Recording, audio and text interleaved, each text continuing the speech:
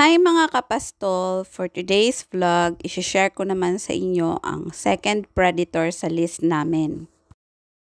Sa lahat ng mga predator sa list namin, ito ang pinaka kinatatakutan ko.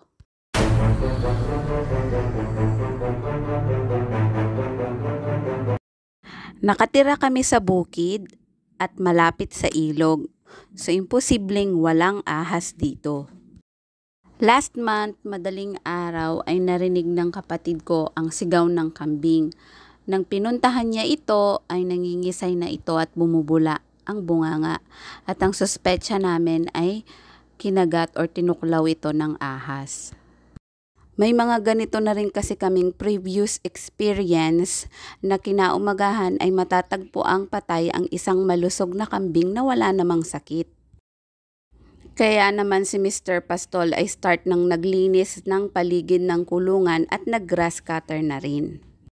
Maganda rin talaga na kung meron kang extra, maglagay ka ng bakod or di kaya lambat para hindi makalapit ang mga ganitong klase ng predator. Kayo ba mga kapastol, na-experience nyo na bang maperwisyo ng ahas ang mga alaga ninyo? That's it for today's vlog mga kapastol. Thank you for watching, sharing, and liking our videos.